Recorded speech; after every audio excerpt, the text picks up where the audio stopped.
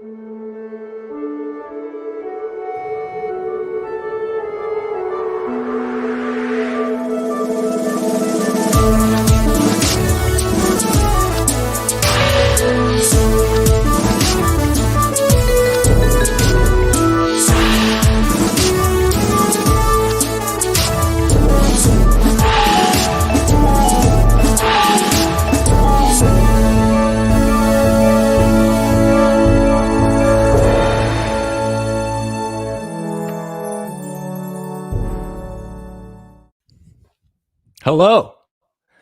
Welcome everybody to Han Talks First, the YouTube channel. What did you guys think of that intro? Pretty cool, right? So for the audio listeners out there, I put up a new graphic that has a 30-second countdown for the intro, and it's got a cool graphic behind it. So if you guys are interested, you should go over to the YouTube page and check that out. But anyway, welcome back. This is Han Talks First. This is a Star Wars show where we talk about everything going on in Star Wars. And today's live stream is a little bit different because we are doing a live fan Q&A. I've already had a lot of questions submitted to me by you guys on both Instagram and Twitter, and I've taken some from the YouTube comments as well. We're going to answer them right here. We're also going to talk about what you can expect to see from this show in the future and what episodes are coming up, and get a chance to hear from you guys what you want to see from me going forward in 2021. But if you are watching this now, please comment in the chat and let me know that you are here and that you can both see me and hear me, because I can check here. Let me see real quick. Okay. It looks like we are streaming okay. So yeah. Like I said, my name's Han, and for those of you that are new here, we do weekly episodes on both the podcast and the YouTube channel every Monday and Wednesday, like you can see here in the little banner. And of course, we have the Instagram and the Twitter at Han Talks First, but we also are on Spotify, Apple, Google, Stitcher, Overcast, Amazon, anywhere that you listen to podcasts, we're there, and it's free to listen to for everybody. So please go check that out. We've been a show for 2 years. We've only been working on the YouTube for about a month now. We've had a YouTube for 2 years. But as far as like being consistent and actually working on the YouTube brand, it has been going strong for about a month. Currently, we're sitting at 613 subscribers, which is fantastic. We grew 548 of them in one whole month, which is outstanding. And that's all because of you guys. So thank you so much for doing that. All right, we have one person in the chat already, Salacious Rum. Good evening from Salacious Rum and the Kowakian Monkey Lizard Army. That's amazing. It's so good to see you, Salacious. And Salacious is from Instagram, where we met, and I'm so glad you could be here today. Please go ahead and submit your questions in the live chat. We're going to get to those a little bit later as well. But like I said, we're talking about everything Star Wars today. Let me go ahead and start off by telling you what you can expect this week on the YouTube channel and the podcast. So, starting tomorrow, Monday, I recently got this gift for Christmas. Let me show you. I recently got the Oculus Quest 2, and it was an amazing surprise gift that I got for Christmas. And you know what I did immediately after I opened it? Was I got to play Vader Immortal. My lovely little girlfriend got me that game. For those of you that don't know, Vader Immortal is the VR game for the Quest, and it allows you to play with, play in that world, go to the planet Mustafar, and actually interact with Darth Vader himself. So anyway, the review for that is coming tomorrow here on this channel and also on the podcast. And it'll drop tomorrow at 9 in the morning. So please go and check that out. It's a very fun review, and I show some gameplay. And I also show some footage of me actually using the VR. A little embarrassing, but it's fun nonetheless. So that's Monday. On Wednesday, we have an episode coming out that I've been looking forward to for 2 years. Ever since I started this podcast, I've been wanting to do an episode all about the Dharma of Star Wars. Now, if you don't know what I mean by that, Dharma is something that is of different interpretations throughout the world, different meanings, different definitions. But I break down what Dharma is in Star Wars world, and I bring in examples from the original trilogy and the prequel trilogy. And it's something that I've been working on for 2 years. I based it off a book that I have called The Dharma of Star Wars. It's a very interesting idea and perspective on Star Wars. So please go check that out too. It's, again, I've been wanting to do this episode since 2 years ago, and I put a lot of work into it, and I hope you guys enjoy it. So that's it coming out for this week. Let's take a look at the live chat and see who is here today. So we got Salacious Rum, of course. He also says, I have a YouTube channel as well. Yes, you do. I've actually checked out your YouTube channel, and it is the Quackian Monkey Lizard who just, interacts with the world, and it's kind of fun. So if you guys want to check that out. If I remember correctly, Salacious, you actually have a pretty good following on YouTube, some subscribers, which is really nice. So maybe we can collab one day. I've always wanted to talk to a Quackian Monkey Lizard, so maybe. Ben Tech is back in the chat.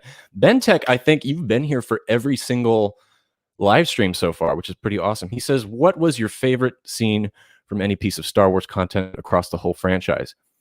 Okay, so we're getting into the live questions. I do want to wait just 1 minute before I get into the questions, because I want to show a little bit of some other stuff that I got this year for Christmas that I think you guys will enjoy. Robin McFly is in the chat. Hello, hello. Aisa is in the chat. Aisa, for those of you that don't know, is a musician, and it's actually the band that I play with and help write and perform music with. So if you're interested in hearing some of my music, you can go over to Aisa's channel and check that out.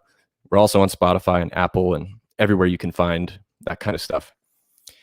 The Bulldog. This is a new person I haven't seen in the chat before. Salute. Nice to see you guys there.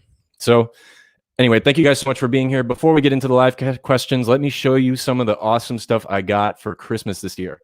So starting off with this, I got this by my girlfriend as well. This is a Star Wars Death Star planter, and you can put in succulents or other type of plants, whatever you want.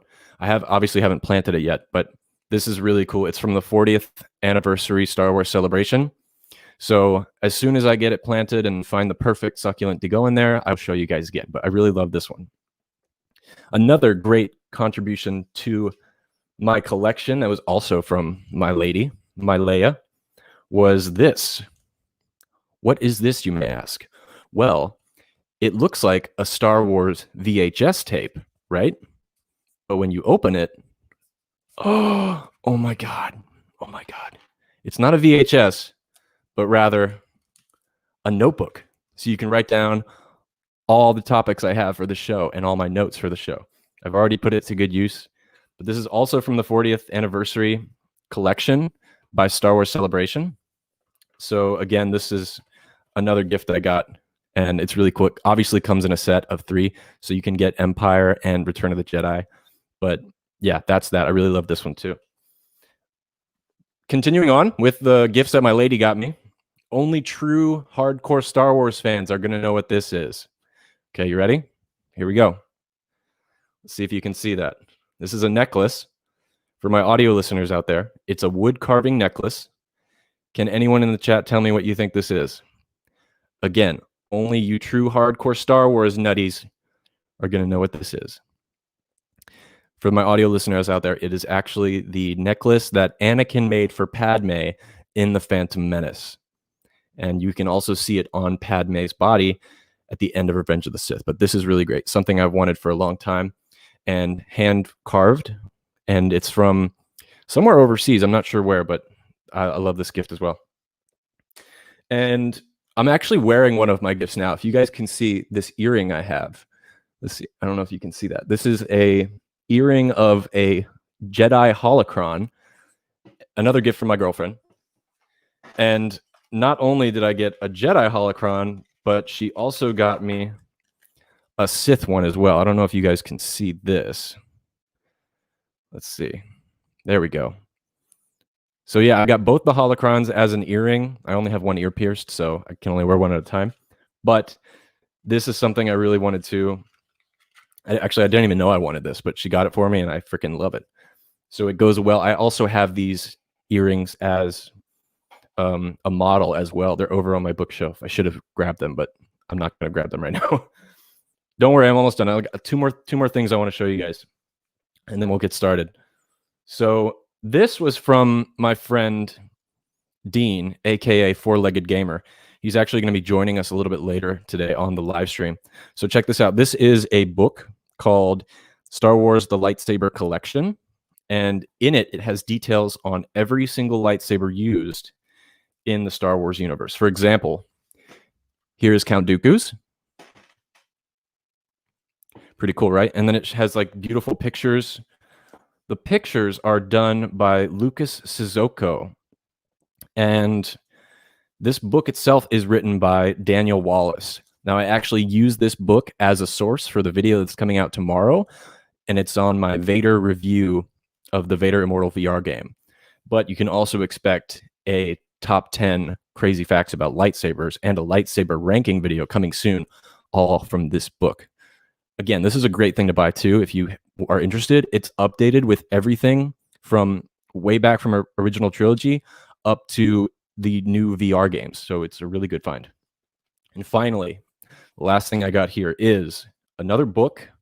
And this is, you guys might know this one. This one is The Empire Strikes Back from a Certain Point of View. And this book is just as it says, it's the Empire movie described from the point of view of the background actors in the movie. So I haven't started it yet, but a lot of people have read this and have good things to say about it. So I'm going to start it really soon, possibly do a review. But that's it for the gifts that I got. And again, tomorrow is the review on the Vader Immortal VR game. So come back and check that out. It's a great video. I put a lot of work into it, and it shows gameplay as well as me playing with the VR itself. But okay, so now that you have seen my gifts, let's jump into actually some of the conversation that you guys are talking about in the live chat. We got a couple more people here. Sith Talkers is here. Hey, Sith Talkers. They're also a Star Wars podcast. Lando from Sith Talkers is going to be joining me in about 20 minutes here on the show as well. So you'll get to hear from him and get another perspective on things. We also have DJ Remy. What's up, DJ Remy? DJ Remy is an old friend of mine from the East Coast. So welcome, my friend. I'm really glad to see you here. I think this is the first time you've joined in on a live stream. Okay, so let's jump into some of the questions from you guys. Just a little bit here. We're not going to get to all of them right now, but I will answer every single question. So let's start off with that one that was from Ben Tech. Okay, let me just get rid of that. By the way, just so you guys know, if you are interested in supporting this channel, watching this alone helps out so much. But if you hit the like button that is right there, it surprisingly does wonders for grabbing other people's attention. So if you could hit the like button, please. I should expect a couple likes here on the video by now. So please like the video. It means a lot, and it helps out more than you know. But if you want to go a little further, there is also a tipping link. You can tip now or anytime at the link below. So this is www.streamelements.com/HanTalksFirst/tip. You can buy me a coffee with that. You can buy me a lightsaber with that, or you can just support the operations of this channel in any way you see fit. You get to pick your donation denomination, but you don't. I don't expect it. You guys don't have to do that, but it does help the channel a lot. So if you want to show support, there's always that option, and I thank you so much for doing that.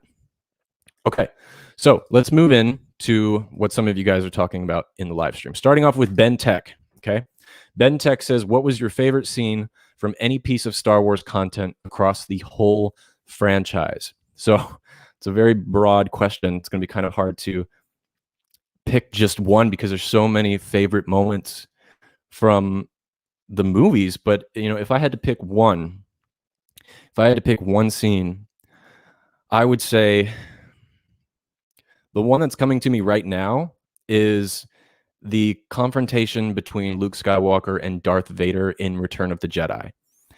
The moment where where Luke turns himself in and he is confronting Vader about, hey, I know who you are. I know there's still good in you. And look inside yourself and see the Anakin Skywalker, the father that I should have known my whole life. Such a big moment. It's such a mature moment for the movies, for the audience, for the characters. and it's a huge turning point in that franchise, and it ties into Empire Strikes Back when he was so eager to go after Darth Vader, and then knowing it was his father, and it kind of changes his mind on everything. And him doing that gives karma to Vader, because it has Vader look into himself and find his true self underneath the mask that he put on so long ago. And I go deeper into this on Wednesday's episode in the Dharma of Star Wars. I give about a 10-minute rant on that specific scene. But yeah, again, if I had to pick one, I'm not sure if that's my favorite of all time, but that's definitely one that sticks out to me a lot. If you guys will comment below, tell me which scene sticks out to you. What is your favorite scene from Star Wars? Just put it in the chat and I'll read it off, and I'll give you a shout out as well. Ben Tech also says Vader Immortal is sick. I've played it over who knows how many times. Yeah, Ben Tech, Vader Immortal is amazing. Again, my review is coming out tomorrow. Please check that out. It's really fun. I spent so long my first time playing it because I was just looking around, moving around the room, seeing what I could interact with, and it's such an amazing experience. And I've played it once so far, but I'm definitely gonna go back and play it again, because I think there's other things you can do in that game besides the basic storyline. But yes, my review for that is coming out tomorrow, and please come and check that out, everybody. Okay. Aisa says, hi, McFly. So she's saying hello to Robin, and she actually just walked in the door. Hello. So the Bulldog says, salute. Hello. Nice to see you. Another comment from Aisa here says, you make me love Star Wars. I've never been that big into it, so thank you for introducing me to the world of Star Wars and also being my good friend. Okay, funny story, actually. So one time I was talking with Aisa about the A New Hope, and at one point she was like, oh yeah, that movie when Han Solo blows up the Death Star. And I was like, what did you say? And she was like, yeah, Han Solo blows up the Death Star. And I was like, have you seen the movie? And then she realized she had never actually finished that A New Hope before, nor watched all the Star Wars from front to back, like in its full form. So I was kind of shocked by that, but we fixed it, didn't we? So I'm so glad you like Star Wars now, because everyone should. Oh, another question from Robin McFly, who is actually in the room with me now. She's in my little studio. She says, for the live questions, what is something that you wish people talked about more in Star Wars universe, or favorite underrated character / moment / concept? Well, to be honest with you, something that I wish people talked about more in Star Wars was the politics of the prequel trilogy, honestly, because I think the politics are fascinating. While they can be boring and convoluted and not very entertaining, I do think there was a lot of stuff in there that is both reflective of our time in today's society and some of our history, and also I find it fascinating how it ties in with the actual story of the prequels. Aisa says, ooh, a planter. That is so cool. Yes, it is. I don't think I showed you that yet, but now you know. Bentex says, Padres. Fathers? Padres. Yeah. Oh, I guess you meant Padmes. Oh, I see it. Okay. Padmes. Yes, Padmes. Sith Talker says Japur, not Shapur. I don't understand what that means, but maybe you can explain to me a little later. Again, in a couple minutes here, I'll be joined by Four-Legged Gamer and Sith Talkers, both content creators and members of the YouTube community. DJ Remy says, hey guys, the homie Han, nice to see you. Let's see, what else do we have here? Empire, love that joint. Everyone loves Empire. It's a classic. Some people claim Empire to be not only the best Star Wars movie, but the best movie of all time. So it's how good it is. Salacious Rum. Okay, Salacious Rum has a lot of respect for other content creators, and he would love to do a collaboration project with you in the future. Follow your dreams. There's always a new hope. That was very nice of you. Yeah, we'll definitely collab in the future. Thank you so much for coming on this show. Chase Cunningham. That is such a great scene. I love it too. Yes, you're talking about the Luke Vader confrontation on the balcony before they go up to see Big Papa Palps. Obi-Wan and Anakin on Mustafar in Revenge of the Sith. Okay, so that's your favorite scene from Star Wars. Another great scene. I also did an episode all about that scene from this scholar's point of view. I believe she was a Harvard professor on modern contemporary art, and she did an entire lecture on the ending of Revenge of the Sith, talking about how it's one of the greatest examples of modern contemporary art in this century. And it's a very interesting point of view on that. If you want to check out my thoughts on that fight scene, you can go check out that episode on the podcast. It's on my Revenge of the Sith review, but another great point. Let's see. Chase Cunningham also says, my favorite scene is when Windu and the other Jedi go to arrest Palpatine. Intercut with the scenes of Anakin and Padme really adds to it all. The whole ending of episode 3 is just perfect. I totally agree. Revenge of the Sith is underappreciated a lot of the times, but it's really interesting that it's getting more attention now that I guess the prequel goers, like, we're growing up now, so we can actually express our opinion and it doesn't get as much hate as they used to. There are bad things about it, but that is a really good scene in itself. It's actually one of my favorite scenes from Revenge of the Sith. The moment when Anakin makes the choice to go and defend the Emperor when Mace Windu is trying to kill him. It's a very poetic scene, and the music in that is some of the most interesting music we've ever seen from a Star Wars movie. But right now, before we get into the rest of the questions, we have some guests who are going to join us here today. So let me get my headphones on. And first up, we are going to bring in, you know him from our Mando Talk Show, and this is Four-Legged Gamer. How's it going, Dean? Welcome. Pretty good. How about yourself? I'm doing good, man. It's good to see you here. How have you been? Pretty good. Basically, just keeping busy around the house. Did you have a good New Year? Pretty good. I mean, I did send you the text at my New Year's time, and then you just said, give me 3 hours. I said, I'll return the sentiment in 3 hours. So, okay, yeah. So we have Dean from Four-Legged Gamer, and another addition to this lovely stream here is going to be Lando from Sith Talkers. How's it going, Lando? Hey, what's going on, guys? Dean, I feel like I know you because I listen to you guys like every week. So first, thanks, Han, for letting me be on, and hello, Dean. How's it going, Lando? I'm so glad you guys finally get to meet. How was your guys' New Year and Christmas? Pretty good. I think Lando and I were trying to make sure we didn't talk over each other. Be respectful. Mine was pretty good. Got a soda stream, and then I also got, unfortunately, it's not in the background anymore. Apparently this has been sitting in the attic from my parents for a while now. No way. And they got me the collector's edition of the whole 9 series of the Skywalker saga. I wanted that so bad. It's a beautiful book. Like a bookcase. The only problem is I think the Blu-ray, either my Blu-ray player's done, like just can't handle American Blu-rays anymore for some reason, or it's from a different European code or a different code in general, which that's going to suck if that's the case. Interesting. That's a great find. I definitely wanted something like that too. What about you, Lando? Did you get anything cool? Well, actually, the only thing, because we really, obviously, I still have, my kids are a little bit older, but we like spent all my money on my kids this year. But my daughter did get me some Star Wars socks this year. So I got like a ton of socks. But I mean, honestly, if you see, you can kind of see a little bit behind me, but if it was a wide shot, I'm going to put the wide shot up right now. And Han knows I have bought, there you go. Look at that room. I bought lots and lots of Mandalorian stuff this year. And 40th anniversary stuff. I mean, this is my Star Wars room. This is where I do, do the podcast, do the YouTube show. And I actually work here too. I work here from home.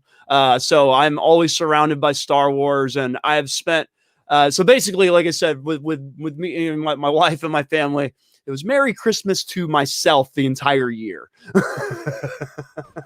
See, Lando, when you post on Instagram, I always get jealous on some of your finds because, like, I just don't find near the amount of stuff. Like, I know that you've probably seen, like, the Carbonite Edition stuff on, like, my top up here, but you just seem to find everything good in your area. I try. Hey, I try. Like I said, I mean, I do a bit online, but like, yeah, man, when I go to Walmart or Target, like I said, Target, obviously it's a huge hot spot for Star Wars stuff. But yeah, man, I can't. I turn into that 8-year-old child, and I have to have it, and I have to grab it, and I got to put it with the rest of my stuff. So it's dangerous being a Star Wars fan sometimes. it's very Like, expensive. It is. you walk into those stores and you want to buy everything. Han will second me. I mean, number one, we're both musicians. It's expensive to be a musician. It's expensive to be a Star Wars fan. Oh yeah, it's dangerous territory. But yeah, we don't have like a plan of what we're going to talk about here today. I just wanted to invite these guys on and just talk about Star Wars, so we can talk about literally anything. I do want to answer some more of the questions that we've gotten sent in. So if you guys don't mind, we'll go to those, and you guys can answer them as well, whatever your thoughts are on it. I'm going to go over here to BB Grogu Yoda. Okay, so all they say is just do an Anakin episode, please. I love Anakin. I'll definitely do an episode on that. I guess we'll say something quick about Anakin if you guys want to. One thing for me is I'm excited he's coming back in Obi-Wan. I think Hayden has the potential to be a good actor. I think sometimes it was partially due to the set of the prequels, considering there was nothing to act off of in the green screens, and also a little bit from maybe if he had a better director with him, he could have brought out something different. But anyway, I'm excited he's coming back to Obi-Wan. I think he's going to kill it, and that's another reason why I'm really, really, really looking forward to the Obi-Wan series. What about you guys? Any thoughts on Anakin in general? So just kind of going off what you said about Hayden, I got to defend him a little bit. He actually played, like, I'm not a fan of the prequels, but he actually played his part very well for what he was given. Like, Ewan I think so too. Sometimes, yeah. Ewan was the true best actor of the entire prequels. Like, if you want to argue that, wait, is that I what don't know you? how you can argue. Is that what you it's think? It's my opinion. Oh yeah, but it's just I think it's widely like when Ewan was announced to be coming back as Obi-Wan. Have we had that type of reaction in general?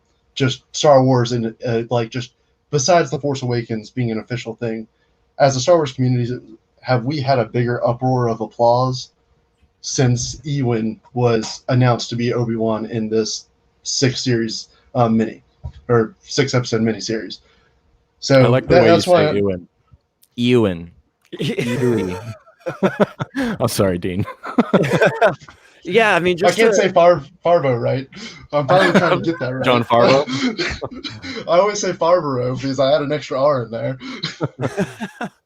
Yeah, I mean, just to add on that, it's funny because I just I've been on vacation, fortunately, and I just did a Star Wars marathon at home, so I'm actually fresh off the prequels, and it's funny. I brought this up. I actually a little behind the curtains. I actually edited it out for our podcast. It's going to be dropping tonight. But I briefly did talk about rewatching the movies and rewatching the prequels, and actually not minding Hayden Christensen's acting. I don't know what it is. I don't know. Maybe it's because I haven't watched them, in a bit, the prequels. But this time when I watched them, his acting didn't seem as bad. And look, when you get to episode 3, I think his acting is great in Revenge of the Sith. Whatever the direction that George Lucas, gave him in episode 2, it's beyond me. Cause yeah, it's just, we watch so many other movies and, I guess I've said this millions of times, just when you watch a movie and you feel a natural, like, love story happen in front of your eyes, you can feel it. And you don't really get that natural love. I don't know, like with Hayden and Natalie Portman, right? I don't know. It's just I don't think it like naturally flows. And like you said, maybe George needed to step back, give him the Phantom Menace, and then bring in a couple directors, and he's still going to control everything, right? He's still going to control everything. But yeah, I don't have a problem with Hayden. I think. Like you said, me and my brother talked about it, Jar Jar, right? I'm at best. We were at the convention. He comes out, the 20th anniversary of the Phantom Menace. Everybody went absolutely bonkers for him. I guarantee you, if we had a celebration, Hayden Christian came out on the stage, everybody would go bonkers. Like they say, everything. Time heals, absolutely. And And absolutely, man, because it's the prequels came out. My brother brought it up. He's like, hey, you know, we were kids like me, myself. I was a child in the 80s. And then you release a Star Wars movie in 1999, and you're just like, hey, here's Jar Jar Binks. And, you know, hey, I know Star Wars is for children. So, and it's just like, well, wait a minute. We were kids, but now we're adults. So you still have to keep that in your mind, and you still have to make a movie for us and still try to make it's hard, and you still got to try to make a movie for children. And that's why I got so much hate, is because all his fans were adults, and he still kept it real kiddie with Jar Jar, young Anakin, because you could have absolutely started the trilogy with Anakin as a teenager. I've said this many times too. I think if you start the trilogy as him as a teenager, I think that would be way better. That's all right. It's my opinion. But like you said about Celebration, I think he was supposed. I guarantee he was supposed to come in at the Celebration that would have happened this year to be announced to coming back. I just think they didn't get that chance because of the pandemic and everything. But I think he would have showed up, and fans would have gone absolutely insane over that. One thing about Anakin that I think I'm going to do a video on later is it ties into Hayden doing a good performance as Anakin Skywalker. I think partially the character of Anakin Skywalker is schizophrenic in some ways. And if you compare that to how Hayden performed Anakin, you could argue that he is a schizophrenic because of how he hears things, how he is kind of bipolar in his emotions, how, you know, just how he portrays that at all. Have you guys ever thought about the whole schizophrenic theory for Anakin? I have. I'm just not a fan of it, but I do understand why people think of it. It's just, I'd rather him just be that emotionally torn up, and actually that just be his. Because as Lando was just kind of saying, how starting as a teenager, it would have made more sense of half of his personal thought process and more of the pain and anguish that he went through, because they were saying he was too young as a little kid to go ahead and start being trained. Now you throw in the teenager part, already seeing the adolescence, how we are as teens. We all have the dark moments of like, I want to listen to nothing but screamo. Then there's the next day of, I want to listen to something peaceful. And I think that it just would have been better for the teenager of him trying to decide the dark and light, as we saw. But instead it was kind of Orlando was saying, even about the love story, felt like somebody hit a fast forward button on it. And really Revenge of the Sith, the last 45 minutes to an hour, was the one part that didn't feel like a fast forward button was hit. Yeah, I agree. Again, we're joined here by Dean of Four-Legged Gamer. It's a YouTube channel. He does unboxings, games reviews with his puppies, so you can go check that out as well. And also Lando from Sith Talkers, another Star Wars podcast. And we're here to talk about whatever you guys want to talk about today. So we're going to go back into some of the questions you guys are sending in here. And next up, we have from Jumping Jack 13B. And they say, how tragic General Grievous is. Also, is Grogu blood what is fueling the Palpatine clone? Okay, so this question. This question was submitted on Instagram, and I believe they're asking me to do an episode on the tragedy of General Grievous, and then also asking an additional question: is Grogu's blood what is fueling Palpatine's clone? So let's jump into it real quick. Lando, let's hear from you. What are your thoughts on this? So it's really funny. I had somebody that listens to our show actually reach out to me, and I'm actually going to do the podcast on it next week. It's going to actually be a General Grievous episode. The little fast forward for preview for next week. The idea was, should Disney, Star Wars, or any do a show about General Grievous before the robotic body? I think that's an excellent idea. You dig into, that character and that person on who he was before he became the Jedi killer. And just like Anakin, right? I mean, you can see Grievous being a regular person and then turning into a villain, and joining Dooku and learning the dark arts. I think that's really, that's something like you really get skipped over. You just get introduced to General Grievous, and he got trained by Count Dooku. You're just like, oh, that's super cool, but he's robotic. And how can he get trained by the Jedi arts if he's not even force sensitive? Like I said, you just open up cans of worms and cans of worms and cans of worms. But like I said, it's off-screen stuff that we don't see that is the most interesting, I think, to us, like really hardcore fans. So you're doing that on your channel this week? Is that what you said? So that will be the episode that will drop the fall. Like we're going to record it, at some time this next weekend, and I'll drop it next Sunday. But it's going to be about General Grievous. Yeah, so Okay, that's awesome. funny. It's funny how that kind of got brought up. Okay, so Grogu's blood. I don't think it's Palpatine. Like I said, I did Mandalorian recap shows. We just like Han did on Sith Talkers, and me and my brother, we are strong, firm believers that Grogu has everything to do with Snoke, because Snoke is the stepping stone to Palpatine. So that just makes sense. You can't just say Grogu's blood was the end all for Palpatine, because then you wouldn't need Snoke at all. And there's just too much of a gap, right? There's still too much of a time gap. So yeah, I like the idea you're asking, Jumping Jack. I think it would make for a cool fan fiction. I don't think Grogu's blood is fueling Palpatine himself. I honestly maybe don't even think that they're gonna tie in Snoke. Maybe that vial we saw wasn't actually Snoke himself, but something that would become Snoke later. It looked just like him. It did look just like him. Dean, I know you have some thoughts on this.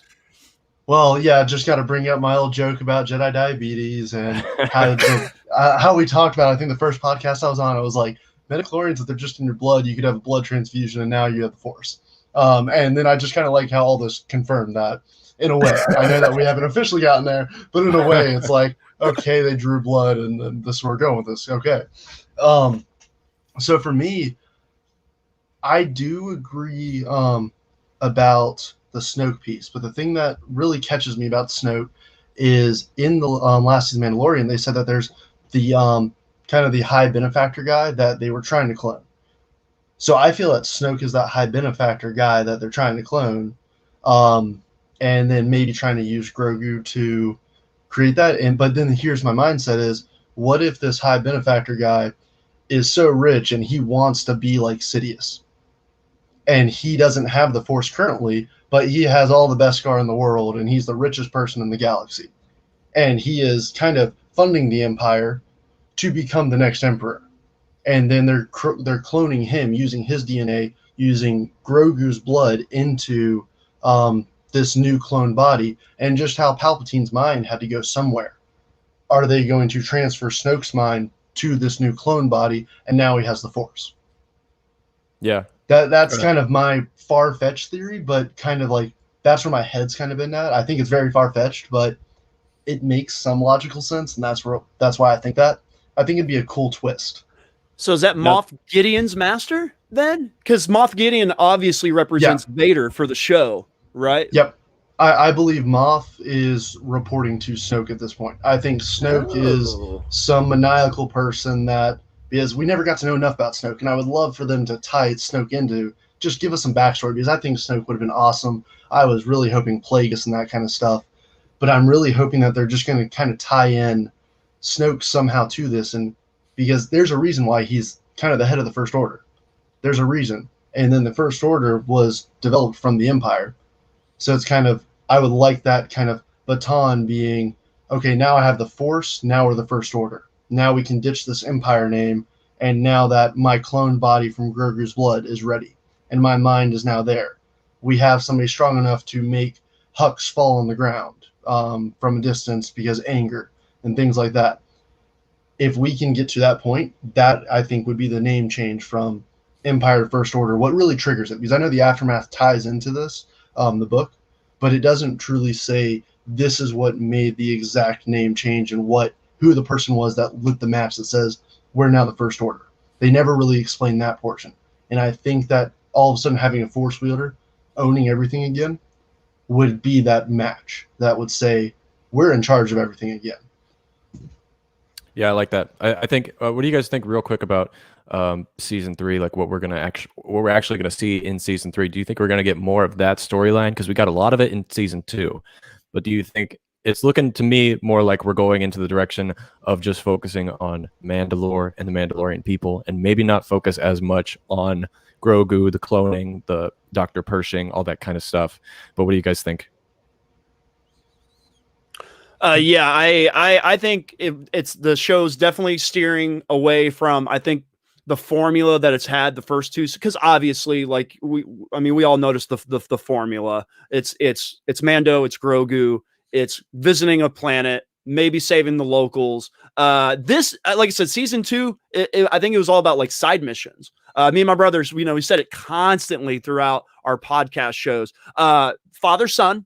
We got it. Like that was the theme of season 2, father, son, Grogu, Mando. But it was a lot of like video game. It was like going to level 1, level 2, level 3, level 4, getting the gang together, climax.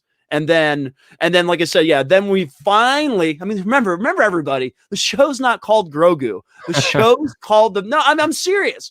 Like, because Grogu is the thing about the Mandalorian. It sells the most merch.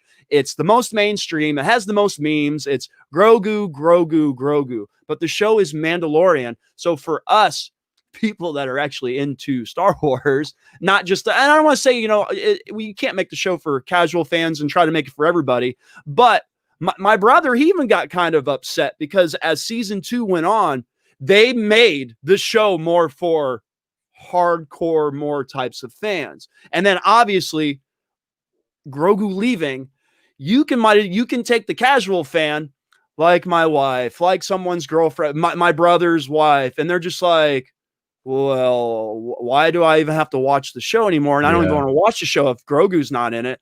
But for us, we're just like, yeah, Darksaber, Mandalorian. Let's dig a little deeper into the lore of Mandalore. What happened to Mandalore? How did the Empire wipe it out? How did Moff Gideon get the Darksaber? Why won't Bo-Katan take the Darksaber? Oh, like she did the first time. Like you said, no one's talking about that. Everybody's just like, well, he was like, here, just take it. And she was like, no, I'm not taking it this time. And that's something I think we need to dig into. Would people not follow her because she just took the Darksaber from Sabine? And once again, this gets real nerdy. And when I'm on a podcast with my casual fan brother, we did a live stream, right? The season finale. And I think during the live stream, we talked about the Darksaber for like 20 minutes. And my brother's like, who gives a shit? Like, I don't care about the Darksaber. Like, right? And I'm just like, exactly. I said, so the casual fan going into season 3 will be kind of on eggshells and will kind of watch a few episodes, and then I think they're going to make a decision whether they're going to stick it out or if they're going to stop watching. Yeah, and Dean, I real feel quickly, like, because I want to get to some more questions. All right. and I feel like you probably watched Han and I's last podcast for the final episode, because you heard me talk all about how I feel like they hurt the series big time. Yeah. Because that is everything that's my concern, and I think I had a few more that I threw in there as well. So I would definitely, to everybody watching, go listen to that. I think that was at like the last 20 minutes of that hour and a half long podcast for that one. That was a long one. But basically, kind of my head as for season 3 is Grogu's coming back. Grogu's going to come back as it's going to be a time skip. I really think that right now at the end of season 2, it was Din didn't want to be the leader. But throughout the series, we have seen Din as a natural-born leader. He has led people to do things that they didn't think they could do. And yet he's done it. He's been the one taking the bullets. He's the leader that puts himself on the front lines. And so he's a natural-born leader. And then, so kind of going from there, I think it's going to start as there's going to be some tension between Bo and himself. And eventually he's going to keep trying to give it to her, but she doesn't want to fight because she needs the Mandalorians unified. And she has seen Din's ability. And when they did the heist earlier this season, he put himself on the line for the team. Like, he doesn't know those 3. And they were acting like he was the odd duckling out, like, you're one of them. Ooh, I don't know about the watch. Right. But he still takes all the bullets and throws the detonator grenades through the doorway, takes them out, and does his job. So Bo has seen him in action, knows what he will put on the line for his people. So I kind of see it as she knows that she can't really can't lose him as well. So I think it's going to be one of those constant tensions, and eventually it's going to be, okay, are you ready to lose in this battle eventually? And he was supposed to throw it, and said, he's like, no, I'm the rightful ruler now. And then it becomes true battle. And then Grogu's going to tie into it at some point. He's going to help the War of Mandalore, but we're going to kind of get more depth on the Empire, because it's going to be Mandalorians versus the Empire. And that's kind of where I see season 3 is, all-out war of just trying to take back Mandalore. Definitely. Okay, so for those of you who are just joining us now, we are joined by Four-Legged Gamer and Lando of Sith Talkers, both content creators. I'll leave a link below and also on the podcast as well if you want to check out their channels. So we're answering any questions you have today, and I just want to shout out some of the people that I see in the chat here. Quick Draw McGraw, Lando, I think you know them. What's up, Quick Draw? He's from Sith Talkers. Yeah. And Chase Cunningham, of course, Robin McFly, Salacious Rum. Let's get into some more questions here. Next up, we have one submitted from Instagram. They just say best character in the series. I think it's Obi-Wan. So let's talk about who some of our favorites are. For me, I have many, but one of the big ones is Mace Windu from the prequels. When I was a kid, I just thought he was so freaking cool. Just the purple lightsaber alone, I thought was amazing, and just Samuel L. Jackson in general, everything he's in, I kind of love him.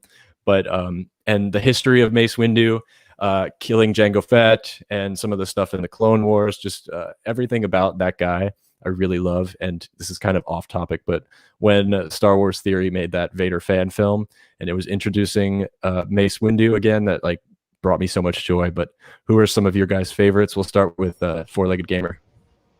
For me, I'm going to cheat a little bit and say 2, just because I can't decide between the 2. You can't cheat. I can't cheat.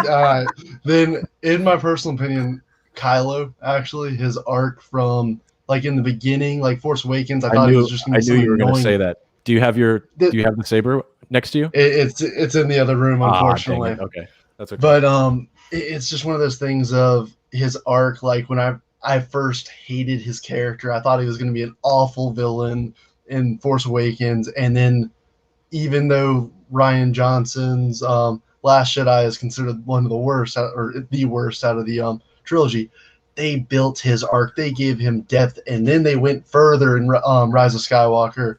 He's got one of the best arcs in the entire trilogy, of going from somebody I'm like, I'm going to hate this guy, to why'd you let him fade off and become a Force Ghost? I wanted spin-offs of Ben Solo.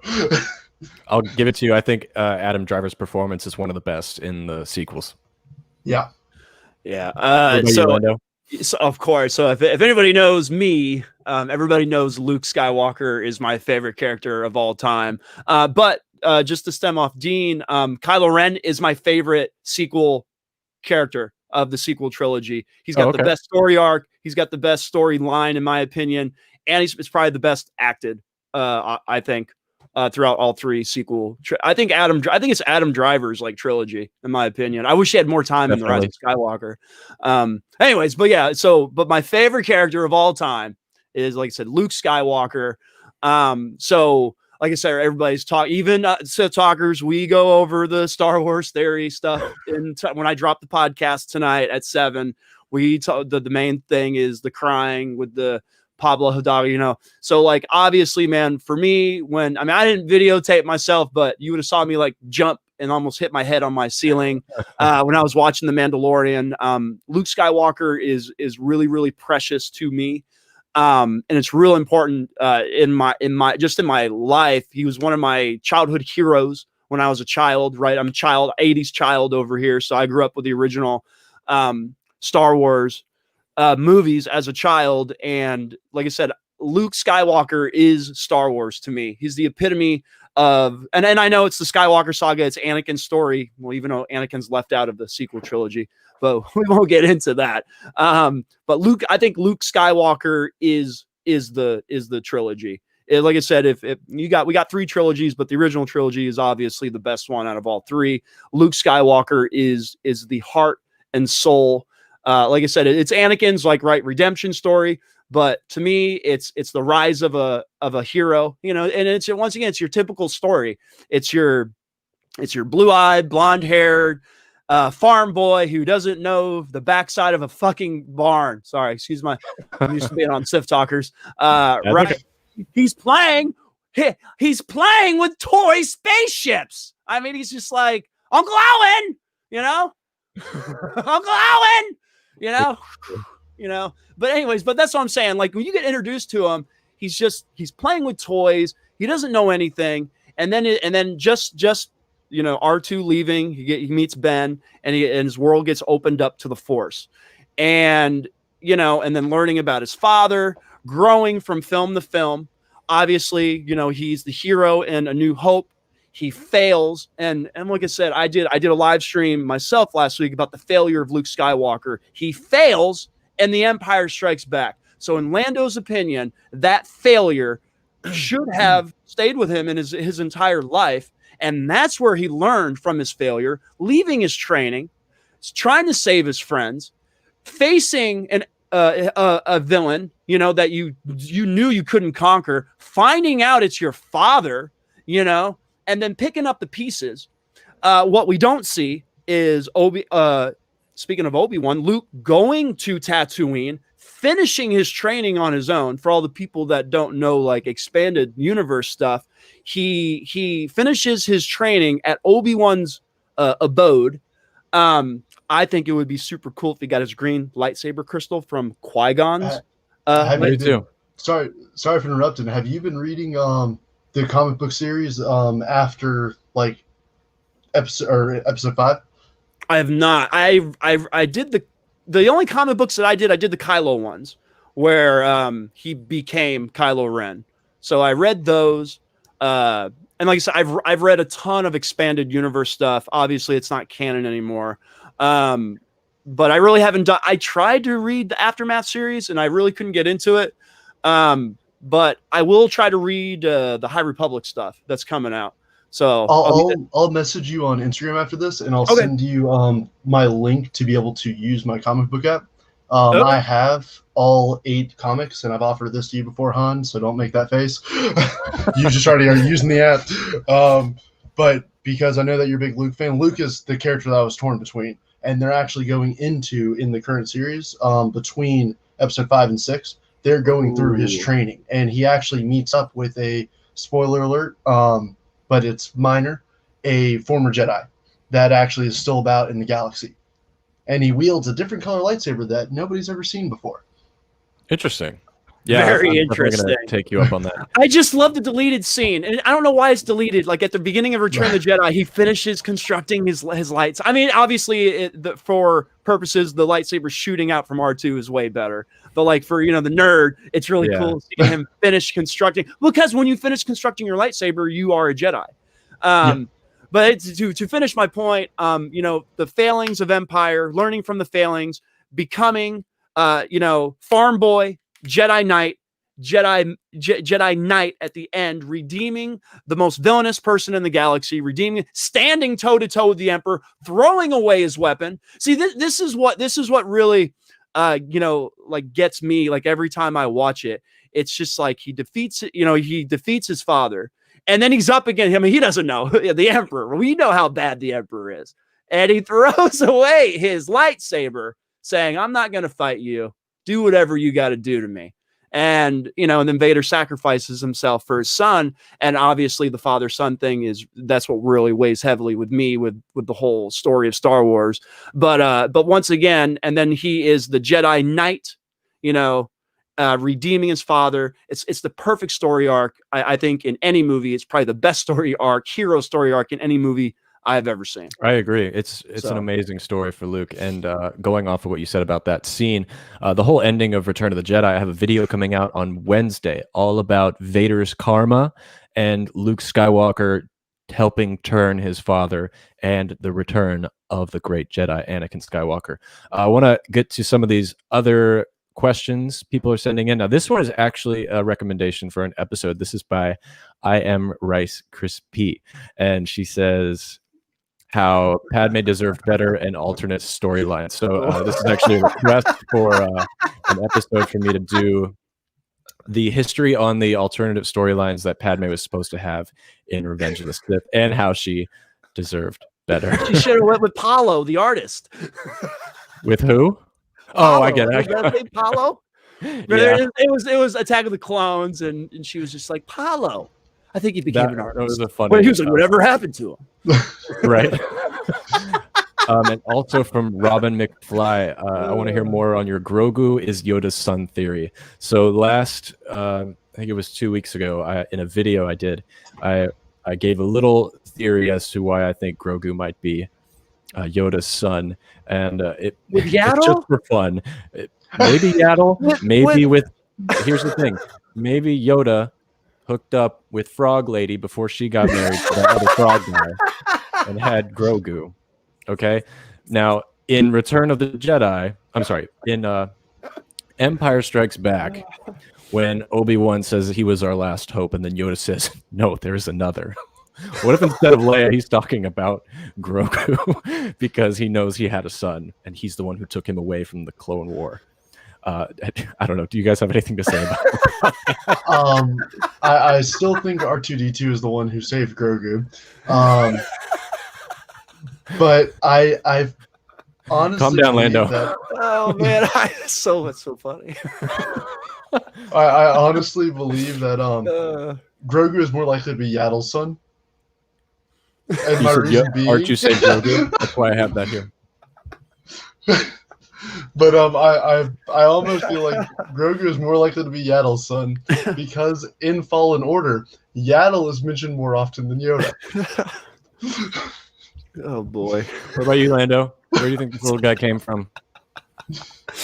The best answer is he was conceived of pure midi-chlorians, just like Anakin Skywalker. Okay, we're gonna move on from this topic. Okay. Hey, we do bring that up. How is Padme? Speaking of Padme, how is she? Or I'm sorry, not Padme. Shmi. How is she powerful enough to carry a pure midi-chlorian baby? You know, it's like the Superman. It's like the Superman Lois thing. How can Lois carry Superman's child? Right, because it's alien and it would punch right through her stomach. Because she got force boinked by Palpatine.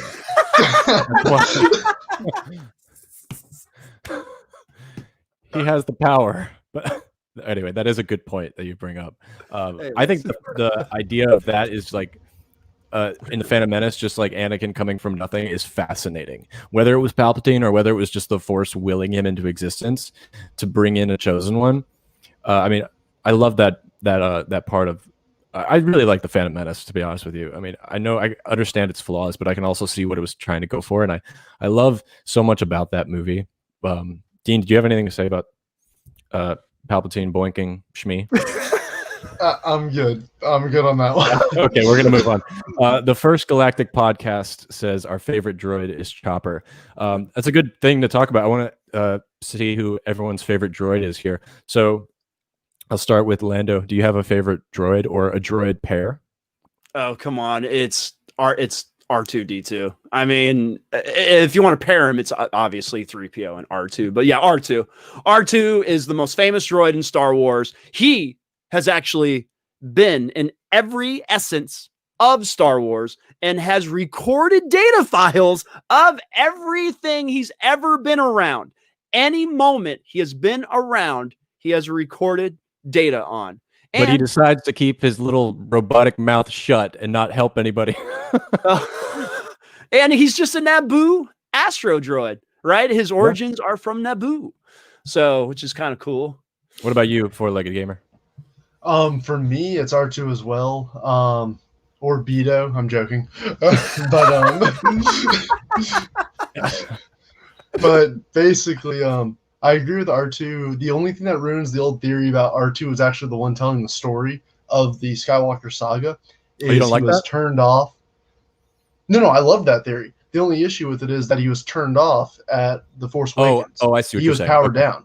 So that was the only issue is he just turned off. So that means he wasn't recording for The Force Awakens. So that's the only thing about that ruins that theory. And then when it comes to pair, and kind of what Lando was just saying, how R2 was there for the entire series and gets to remember everything when he was powered on. Key part is powered on because we got to now remember that. But C-3PO was wiped how many times? And like, why was he wiped?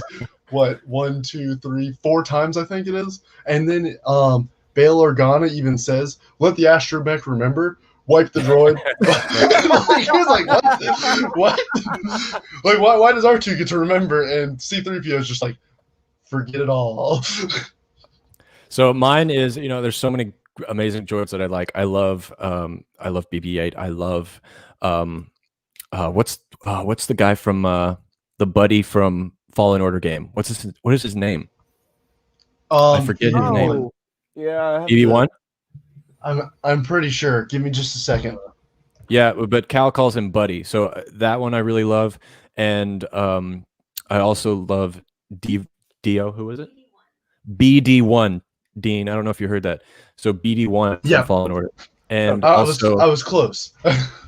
But mine too is R2D2. I mean, just as a kid, he was like magic to me, and just I felt like R2D2 is that friend that anybody can have.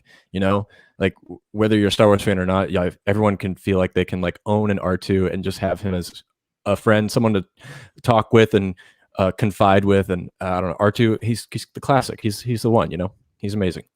Moving on here, we have a comment from Salacious Rum who says, when Vader looks at Luke being struck with lightning by the Emperor in Return of the Jedi, and you can see him thinking what to do, and then he makes the choice to move back to the light side and save Luke, tears. I totally agree. One of the greatest moments of all of Star Wars. That whole ending of Return of the Jedi is just fascinating and memorable and iconic. And again, I'm doing a video on that specific scene this Wednesday. Come back and check it out. Salacious, I think you'll enjoy it. Real quick, guys, what do you think about that scene? Anything you want to say about it? I first want to say, George, the biggest mistake you ever did was put the no there at the end. It's way more dramatic. No, it's way more dramatic. And I think it's more powerful when there's no words and you just have the looking back, forth, and he just picks them up. Adding the no, it really to me, it really throws the scene off. But it's still a very, very powerful moment. And like, so one of my favorite moments, and so like I said, take the no back out, George. McClunky, right? Yeah. Replace it with McClunky. Okay, what about you? I'm in complete agreement with Lando, where it's just, if you didn't add that piece, it was just more dramatic. It was the silence of it, and just hearing the electricity, it made Sidious seem more powerful as well, where it was like Vader, you could see him contemplating, if I touch him, I'm going to be fried basically while I do this. But then once you add that no, it makes Sidious not feel as powerful, in my personal opinion. I guess the Emperor at that point. But it is one of the best scenes in Star Wars, easily, where it's just, you truly see that father-son dynamic without them hardly knowing each other. It's just one of those things of, like, the old saying is, blood is thicker than water. It's really that instance right there is showing that. I like how both of you brought up the no aspect of that scene, and this guy was just trying to talk about how he was crying during it. Anyway, to remind everyone, you can still send in your live questions. Even if you already asked one, you can still do that. And in addition to that, if you want to go the extra mile, you can also send a tip at this link below. It's www.streamelements.com/HanTalksFirst/tip. You can send it now. You can send it at any time. You can pick how much you want to donate. You don't have to, but it's much appreciated. But I'll read your questions either way. So moving on, I want to go back to the live chat here. From Robin McFly says, Revenge of the Sith is amazing. Yes, it is. We talked about that. Chase Cunningham sends in something. He says, Hayden's acting always seemed good to me. He was playing the role written for him, and yes, the dialogue may be clunky, but he played that troubled, conflicted character very well. I agree. So yeah, we talked about that. I agree too. I'll be doing a video on that coming out soon, and we shared our opinions. So thanks for sending that in too. And I honestly thought you were I thought you were slowing down on, as you say, McClunky. Okay, somebody already said that. Never mind. Robin beat it to me. Let me keep going here. All right, so what are you guys most looking forward to seeing in the Mando spin-offs? Saying it like that because they were reintroduced through Mando, like Ahsoka and the Book of Boba Fett. Four-Legged Gamer, how about you? What are you most Do looking you forward to really seeing? want me to talk for 30 minutes? Okay, moving on. Lando, what do you want to? So- I'm just kidding. Go ahead. So, Well, Lando, I know that you haven't really gotten to hear my theories, but my whole theory was Mandalorian was bringing back Star Wars Rebels back to life. That's my quick, high-level synopsis. When it comes to the Ahsoka spinoff, I'm hoping to see basically the search for Ezra, because I know that she's asking where Thrawn is. But the last place we saw Ezra was with Thrawn before they blasted off with the can't think of their name, so I'm gonna call them Space Whale. Space whales. Yeah, space Yeah, exactly. whales. So like that's the last place we saw Ezra, and I really think, and that's why they kept hinting at it and trying to hide that it was Luke with Grogu for so long. Is I think that they were trying to really kind of say is we're doing this. We're doing, like, we're bringing back Rebels. We ended Rebels the way we ended it to have the chance to bring it back for basically a 30 years later kind of thing. And I'm Very really cool. hoping that's where they go with Ahsoka. Then Book of Boba, I'm just kind of hoping to see Boba be a badass and run a syndicate. Like that's really all I'm hoping for. Landy, what about you? What are you most looking forward to? Obviously, the Ahsoka show, stemming off what Dean's saying, obviously I've watched Rebels and I've seen all the animated shows, once again, the World Between Worlds, absolutely amazing concept for Star Wars. But yeah, the Ahsoka Tano, diving more into Thrawn, like I said, just the characters, diving into a more adult Ahsoka Tano, absolutely looking for Ezra, because that was also probably the number one choice besides Luke, was who's going to show up at the end of Mando. It's probably going to be Ezra Bridger. But I would like to see that search, because Ahsoka was with Sabine, searching for Ezra. I think that was the very last scene of Rebels, of her in the white robe. Amazing shot. Absolutely, I would love to see Ezra again. That would be amazing. And obviously Thrawn. Obviously, me being my age, I read that Thrawn trilogy, the Timothy Zahn, everybody talks about, right? They should have made those into movies. Yeah, amazing books. And that's where you get first introduced to, I want to say Timothy Zahn, to Thrawn, in books. And he is such like a complex and amazing character, for the Empire, for the bad guys, and just what an amazing character. So hopefully they can flesh him out in live action really well. So I'm really looking forward to Ahsoka, Thrawn, Ezra, Sabine. Like I said, I want to see Sabine. I want to see Chopper. Like I said, seeing the old gang, it would be absolutely amazing in live action. Chopper would be cool. I'm so sorry I laughed at that, because I was just picturing Timothy Zahn in the Star Wars world. And by the way, man, Timothy Zahn is absolutely, hands down, for at least Lando, the best Star Wars author of all time. So I could agree with that. Great. I would love to get a chance to talk to him someday. Quick draw. Do you mind if I ask a quick question for y'all though? So the ending of Rebels, are you wanting the scene where Ahsoka goes to Sabine? Do you want that to be the ending of Ahsoka or the beginning of Ahsoka? That's a really good question. Wow. Because we don't know where we're at during the Mandalorian. Exactly. And Dave Filoni did that on purpose, where it's just a question of, was that before what we just saw from Ahsoka, or is it after? I see it as being before, and then Mandalorian, her and that taking place after, and Ahsoka show being after the Mandalorian. I think in the Ahsoka show we'll see her and Sabine together, so it might actually take place in between Mandalorian and Ahsoka, and that Rebels ending will be right there. And then because I mean it's obvious it's set up that she's going to go look for Thrawn in her spinoff, so I think we'll see Ezra. I think we'll see Sabine, and that's where I think. But I never thought about that. It's a good question. My thought process there is, I don't think that scene. I think we're going to see that scene live action, to be honest with you. I think it's going to be basically 2 episodes of Ahsoka trying to figure out where Thrawn truly is, because we don't know what Ahsoka was told. All we know is that it was probably somewhere Outer Rim. That's all we really can guess, because we don't know. My thoughts are going to be, she's going to be trying to find the exact coordinates and then go get Sabine, because I think that'd be a nice tie-in to really put a bow on, yes, this is Rebels Part 2. Cool. Lando, where do you think it's landing? Yeah. I'm trying to think because it could go one or two ways. I mean, like I said, if you just keep it, Rebels happen first, then the Mandalorian happen, and then but like when you spin it in a different way, it could get really interesting.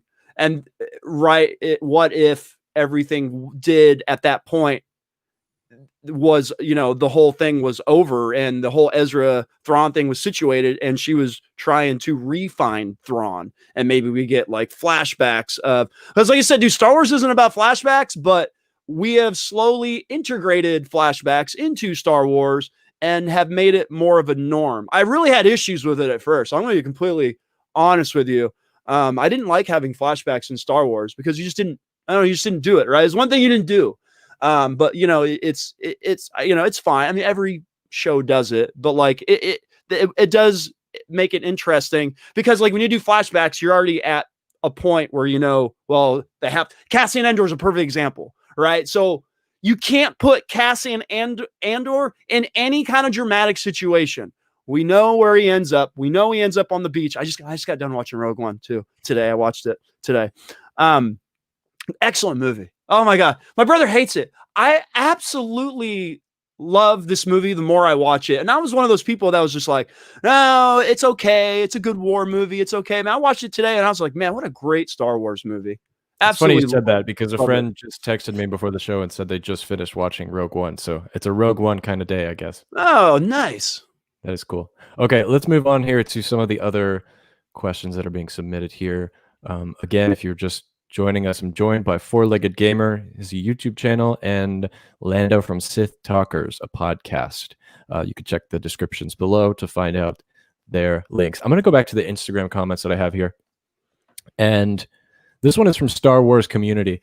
Star Wars Community has been a very dedicated follower, fan, and friend. So thank you so much for watching everything and being a part of the Han Talks First community, and all the way from India as well. So here is what he says. What is Jar Jar was a Sith? I think it was what if Jar Jar was a Sith? Seriously, please. So this was a request for a video for me to do this year on the Sith Jar Jar idea. I think we just lost Dean. That's okay. He did freeze. No one likes him anyway. I'm kidding. He'll join back in here in a second.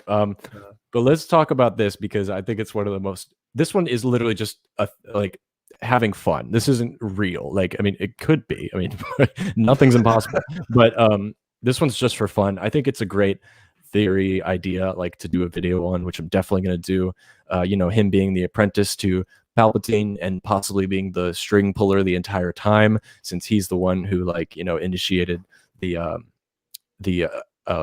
what is it, the ultimate powers, the executive order to get Palpatine executive order. Yeah, it's a great idea. And I don't know, have you talked about this on your show at all, or are you going to, like, the whole Sith Jar Jar thing? So, I mean, obviously, Jar Jar, was a staple on Sith Talkers. Right. So, and we obviously Jar Jar is really, we talk about it just humor wise and whatnot. But when you really seriously talk about it, Jar Jar did help Palpatine into power, and you can view him as Palpatine clouding all the senators and even Jar Jar to that extent. He's weak-minded. Yeah. Hello. He is weak-minded. So Palpatine technically could have mind wiped him into doing. I mean, Palpatine pulled the strings on everything. But to think that, it's one of those old tropes, right? The person you least expect to be pulling the strings and being the right-hand man. Right. And then this would be the case, right? Like, it's like the big reveal. And it's just like Darth Maul, he gets cut in half, but then like the doors open, and then you got like Jar Jar of the lightsabers, like, whoosah! Now we had the Vader hallway scene, we had a Luke hallway scene. Let's get a Jar Jar hallway scene. See him wrecking shop. Okay, look who's back. Dean is actually back. Welcome back. What happened, buddy? My internet came back on, and then I joined back, and all I see is Lando going, Woosa!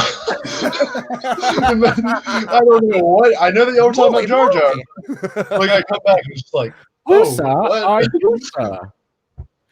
Well, Dean's back. He stepped in poodoo, but he's back to join us. Do you have any thoughts on the Jar Jar Sith theory?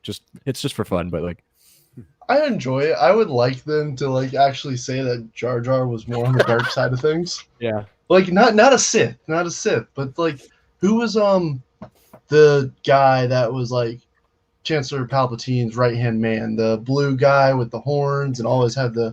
Oh my god! You have to wear that for the rest of the show. But like how that guy was considered evil. I can't think of his name, but I can't either. I know what you're talking about though. The guy with the big I would, yeah. But I would like it to almost be like say Jar Jar was actually a villain without like and not say he's a good guy. I would like them to actually take that way because he did, as I'm assuming y'all were talking about, he did just give Palpatine all the power. Yeah. Yeah. Single-handedly. Right, cool. Single-handedly. Thank you for that. And Star Wars first off, the question is, why did they think it was a good idea for him to have so much power in the Senate in the first place? Like, why did Jar Jar have so much power in the Senate? You can thank Padme for that one. But yeah, thank you, Star Wars community. I look forward to seeing you on the next show as well. Bitter Impulse. I'm just going to read through these ones real quickly because I've talked to them before on Instagram. Boba Fett's one of the coolest characters from the original trilogy. Thank you for that. Just wanted to shout you out. Lefty Stormtrooper says, can you do a top 10 of Rey? So I've done a ranking of Rey before. It was on Rey theories as to what her history was. This was before the Rise of Skywalker, but I will consider doing another top 10 in the future. So thanks for that. And two more from Instagram and Twitter. Jack D30 says, what is your favorite Star Wars movie or show? I'm going to stick with the movies, and I'm going to go with the original Star Wars, A New Hope. It is my absolute favorite. It's the one I will always go to first, and it's the one that just makes me feel most imaginative and most like the inner child in me. So what about you guys? What are your favorite Star Wars movies or show? Good, Lando. For me, it was sorry, I heard Lando say go ahead. So that's why I was already starting. You're good. You're good. So for me, it's Return of the Jedi.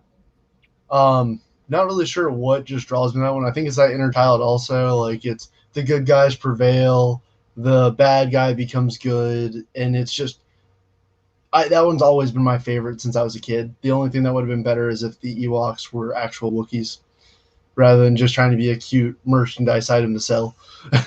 Yeah. And Lando, what's yours? So mine is number one of all time is Return of the Jedi. Also, that movie, like I said, I've done rankings on the podcast before. We ranked the movies. We actually did 2 rankings, and they changed. I honestly believe they change from year to year. You could absolutely like one movie better than another one just because at a certain time in your life you could be going through something and it relates to something different in one of the movies or whatnot. But for me, it's always Return of the Jedi. It was my favorite childhood Star Wars movie out of all 3 of them. Don't get me wrong, like I said, New Hope is what got us all into Star Wars. But Return of the Jedi just for once again the father-son aspect of it. Luke Skywalker, Jedi Knight, redemption. All the good guys, like Dean said, all the good guys win. And I know Harrison Ford wanted to die. Thankfully, George Lucas was put his foot down and said, nope, we're not killing anybody. Everybody's going to survive. We're going to have an awesome Ewok celebration. For me, the cha cha da da ba na na na. That was my. But I love the special edition John Williams music. Actually, it's don't kill me. The last song is amazing. I love it. I like that better than the original Ewok version. So it's really good. So yeah, but Return of the Jedi, man, my all-time favorite movie. Yeah. Cool. Well, thank you for that, Jack D. I really appreciate the question. The last question from social media is from the other Skywalker 27. Can you please do a Revan? Oh, it's not a question. Okay, it's a request. So I actually did a Revan video yesterday. You can see it on the channel. It's about the theory or the rumor that Keanu Reeves might be playing him. And then on that video, I had 3 different requests from people to do a top 10 about Revan. So I will be doing one very soon. You are the 3rd person to ask. So thank you for submitting that. And So, let me check kind the. of bringing Sorry, go up ahead. Revan real quick. Yeah. Oh, that's So right. I You had personally, something to say about Revan, didn't you? yeah. So I don't think they'll touch it with a 10-foot pole. I want them to. But there's so many things in Knights of the Old Republic that you kind of decide the story. Just his spouse, Sean. Not even try to say the first name because y'all will make fun of me.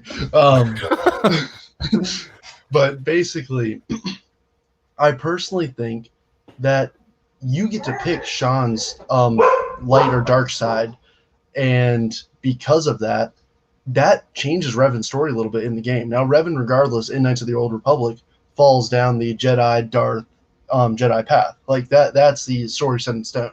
But it's a spouse that she can become fallen because you do the right stuff to make that happen, and she becomes one of the Jedi seduced to the dark side that Revan drew with him, or she stays the light side and becomes one of the main people fighting against Revan. So and that will upset people. Like, it will upset people if you do not go with the way that they want. And I know that that's the hardcore fan side, but the problem is that that's who the most vocal are when it comes to Star Wars community. And you'll see people arguing that Sean should have stayed Jedi, and then because I think the video or a movie of whoever would play Sean versus Keanu, I think that'd be an awesome lightsaber battle. I think it'd be cool where Keanu and whoever's playing Sean are on the same side, and it's just the Jedi orders having to fight them. But you would need somebody for Revan to fight. So, in my opinion, Sean would automatically have to be a Jedi, because Sean would be the female lead, Revan would be the male lead, and you have your good and your bad. And I feel like that people would be upset that you don't get the fallen side because you don't get to make your own character. So you can't be the one who's fighting Revan, Malice, etc. I'd be interested to see on your channel you doing like a Revan video, since I assume you have played those games before, yeah? Oh yeah. I'd rather Keanu be Darth Malice, actually, because the body styles. Another fan favorite too. The body styles of Keanu and Malice very similar. I know that's video games, so it's whatever.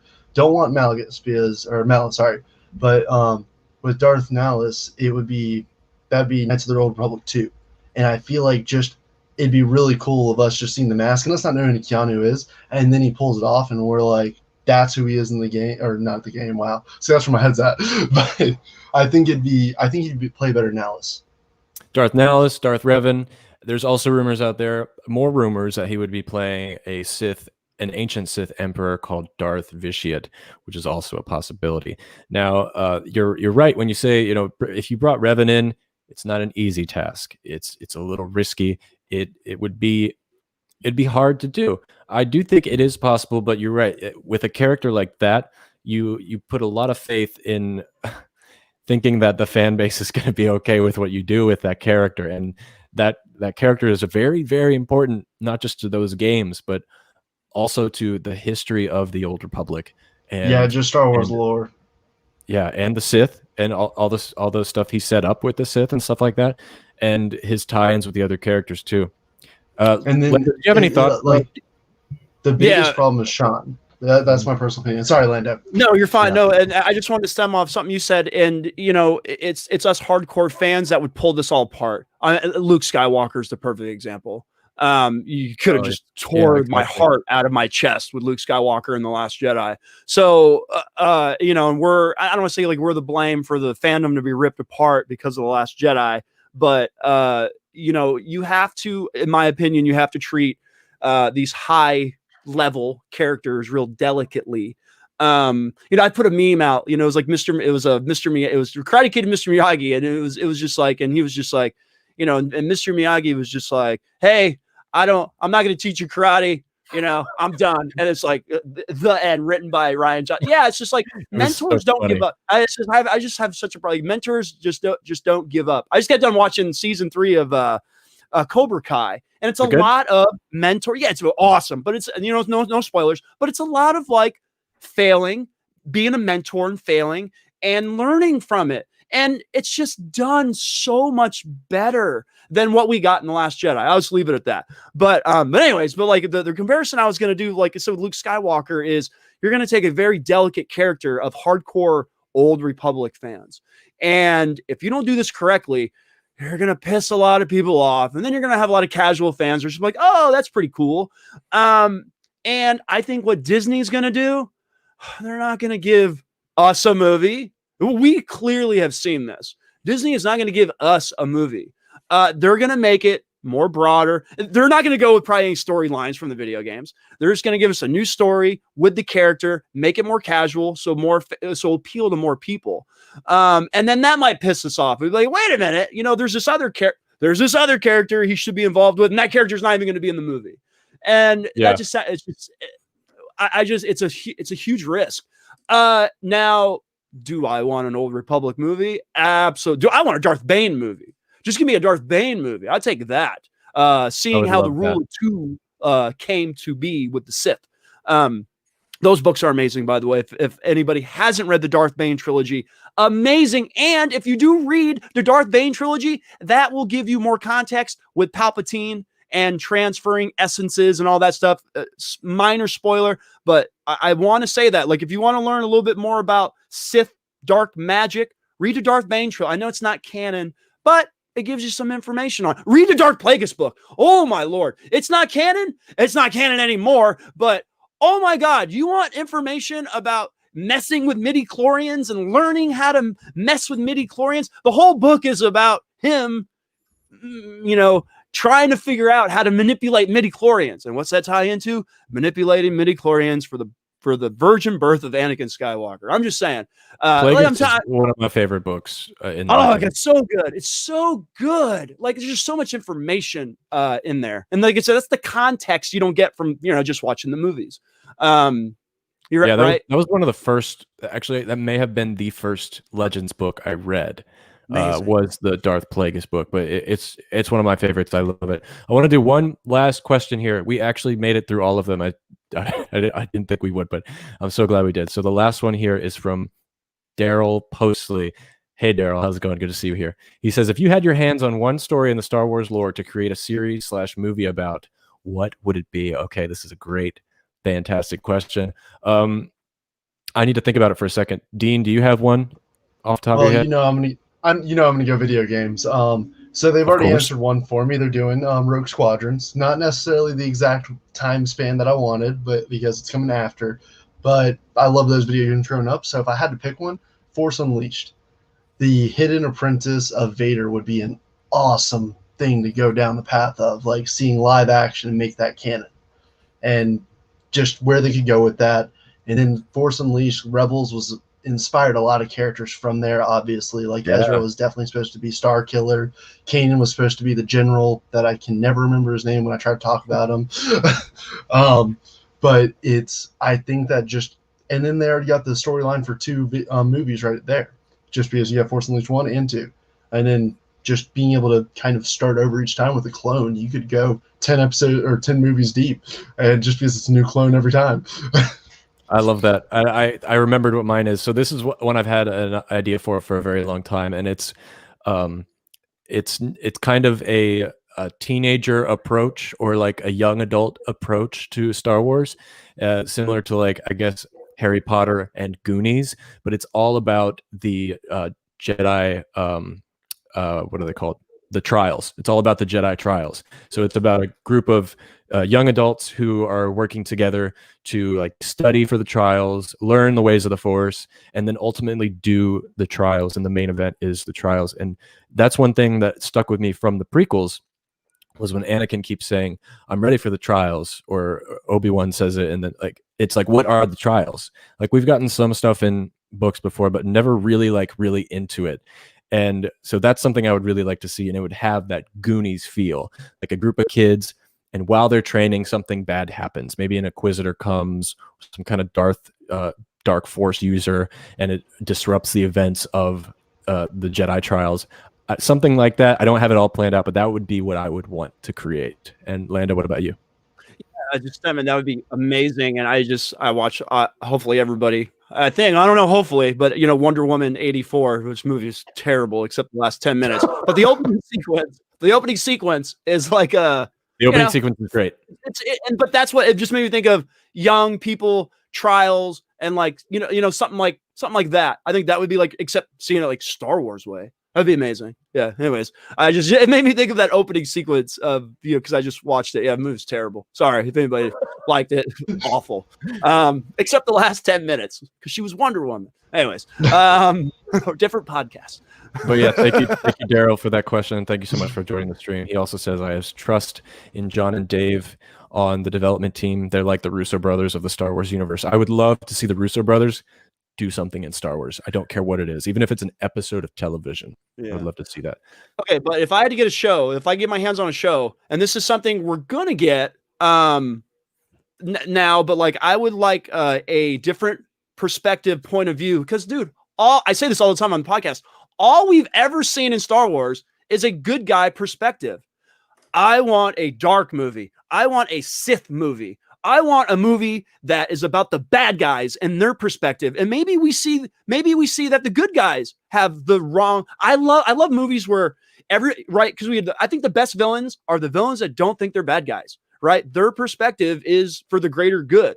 And it would be awesome to start a movie with the bad guys and to finish it with the bad guys and to see their perspective, to see their ideals, and to kind of get on their side and to see, their picture of the universe.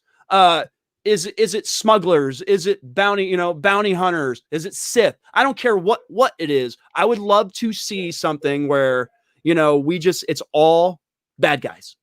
I totally agree with you. I hope we see that in the Acolyte show that's coming. Yes. So, did you really like episode 7 of The Mandalorian then? Yes. Okay, I brought it up on the podcast because they get into the Imperial base and everybody's like, "Glory to the Empire!" And like you see them cheering and like high-fiving each other. And you humanized them, yeah. It was weird. I enjoyed it, but it was weird. I absolutely love it. It gives you a different perspective because these guys, they get jobs for the Empire. Yeah, one guy's cleaning the toilets. One guy's in the mess hall where they just so happen to have a face scanning station inside of the mess hall. And anyway, I won't get into that.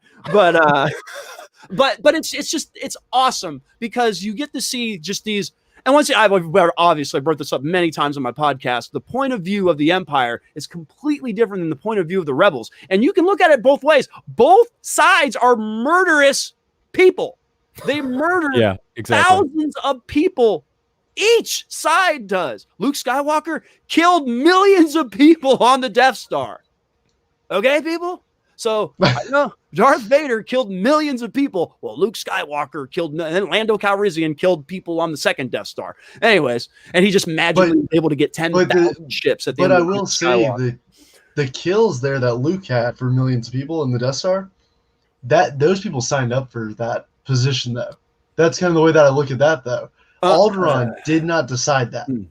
Alderaan did not. There were many innocent people. Like, I know the Organas were on Alderaan, but it was the entire planet. That's where the difference, though, is. That makes me go there. And then Operation Cinder. None of those people signed up for it. The Empire people that died while they were doing that, as was touched in Mandalorian, they signed up for that. Now it's right to be angry if it's your friends were dying, as that character was. But it's the type of killing is completely different, though. So I will say that. From a certain point of view, because because I'm trying to bring peace and justice to the galaxy, which, by the way, the Empire, if you look at it from their perspective, yeah, they had garrisons of troops on planets, but was it more peaceful? Hey, the smugglers were able to profit during the Empire time, so that's good. The underground Coruscant, the underground planets, the Outer Rim was able to capitalize when the Empire was in control. Like you said, you got to look at the bigger picture, right? And was it more peaceful? Because maybe you had a dictator in place and you had local patrols everywhere, but maybe you felt a little safer that you had the local patrols. Now, maybe they couldn't shoot anything or hit anything, but just the presence of 20 stormtroopers, maybe you go out and ride your bike or take a walk. Where when you had the rebels, because look clearly in the Mandalorian, the rebels don't have a really good grasp on the Outer Rim. yet. Yeah. So just saying, just different point of view. Cool. Well, we're going to wrap up today, guys. For everyone who has joined us on the live stream, thank you so much for being here and sending in your questions and thoughts. And thank you to the audio listeners on the podcast. Again, I was joined here today by Four-Legged Gamer and Lando of Sith Talkers. Four-Legged Gamer, why don't you tell everyone where they can find you, talk about your channel, and any last thoughts you have about today? You can find me on Twitter at Four-Legged Gamer, or you can find me on YouTube at Four-Legged Gamer. Working on some videos still. The holidays kind of got to me where it was just relaxing time and that kind of stuff. So about to start editing some of the Star Wars unboxings that I mentioned on the last live stream that I was on. But yeah, and then today was a lot of fun. Definitely enjoyed answering some of the questions and definitely kind of getting to know Lando and getting to see Han again. It was a lot of fun today. So thank you for having me. No, thank you for being here. And yeah, I'll put a link to his channel below and also to Sith Talkers channel as well. Lando, where can people find you? Yeah, so you can find Sith Talkers. So we do a weekly podcast. So for 2021, podcast drop every Sunday at Sith Talkers on Apple Podcasts, on Spotify, on Stitcher. And then we also have a YouTube channel, Sith Talkers, where we drop reaction videos. We do clips from the podcast. We are going to be doing music time because I sing some songs about Star Wars on my guitar from time to time, and I'll put those on.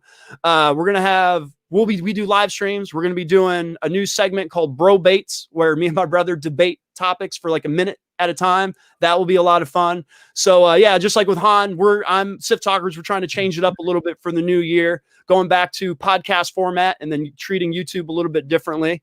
So that'll be a lot of fun. Follow all my social medias at Sith Talkers on Instagram, on the Twitter, on Facebook. Got an email, sithtalkers@gmail.com. Han, thank you so much for inviting me on. I've had a blast. Dean, it was so nice to finally meet you. Like I said, I felt like I'd known you because I listened to you for like 2 months talk about the Mandalorian. But yeah, thank you guys both so much for being here. Again, their descriptions are below their links are in the description below, so please go check them out. You have listened to Han Talks First. I am Han. We do episodes every Monday and Wednesday and multiple videos on the YouTube channel. Tomorrow is my Vader Immortal VR game review. You can check that out, see gameplay, see footage of me playing it. And then on Wednesday is a very special, important episode to me that I've been wanting to do for 2 years. Put a lot of work into it. It's called The Dharma of Star Wars. I talk about the prequels and the original trilogy and how Dharma has influenced the creation of the story of Star Wars. So thank you again for joining us today. All of you have submitted questions, joined us on the live stream. Thank you so much. I'm so glad you came to hang out with us today. And again, we will be back next week with another live stream. But until then, my friends, somehow, some way, somewhere this week, may the Force be with you.